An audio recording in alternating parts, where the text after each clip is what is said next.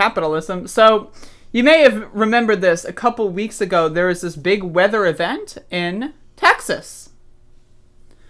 And there was talk about, okay, so a couple days of bad weather, and now you have an $18,000 bill. So, okay. So 3 days worth of electricity now costs a year's salary? All right. Well, there was talks of Texas leaders relieving that debt. There was talks of that.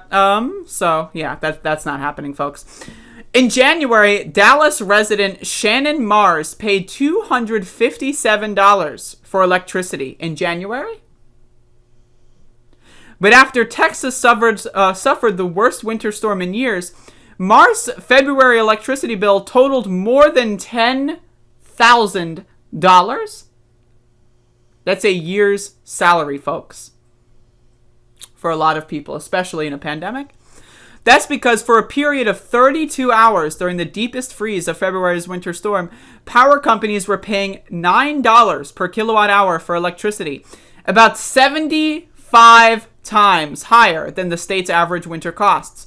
Companies passed those costs onto the customers, consumers no less. Texans facing these unexpected bills were hoping that Texas's utility regulator would retroactively reduce the electricity market prices. But on Friday, the Public Utility Commission of Texas chose to let the charges stand.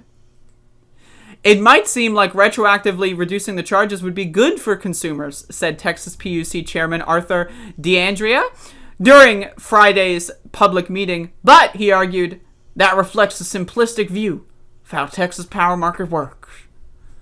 You just see the tip of the iceberg. You don't know who you're hurting. You think you're protecting the consumer, and turns out you're bankrupting a co-op or city, and so dangerous after something is run to go around and redo it. So imagine, right, for a period of 32 hours, you have to pay a year's salary.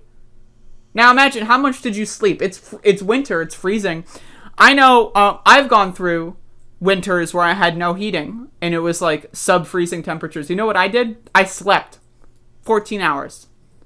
So imagine you have to pay a year's salary because you kept your refrigerator running, or like, you know, you kept your fucking refrigerator plugged in. So you have to pay a year's salary, even though you slept throughout most of that. The PUC itself had authorized the wholesale price increase, hoping it would spur power companies to generate more electricity. But according to the state's independent market monitor, prices were kept high for much longer than necessary. Interesting.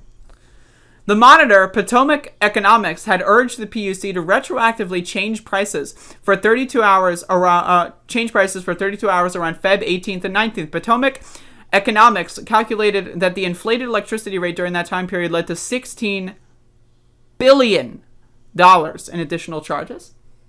$16 billion.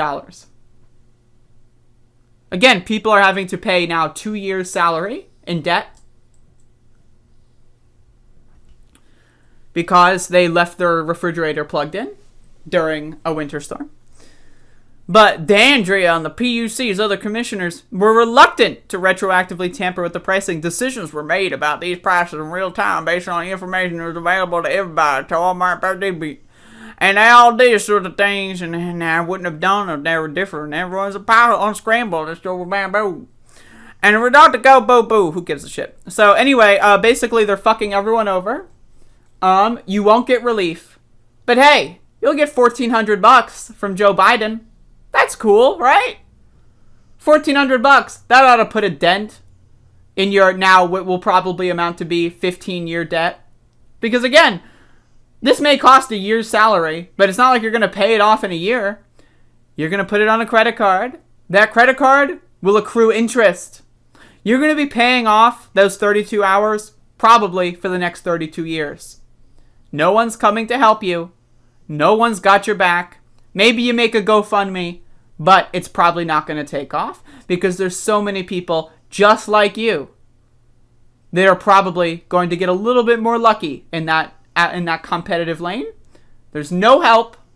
There's no one coming. There's no light at the end of the tunnel. This is late stage capitalism, folks. you gotta brace for fucking impact.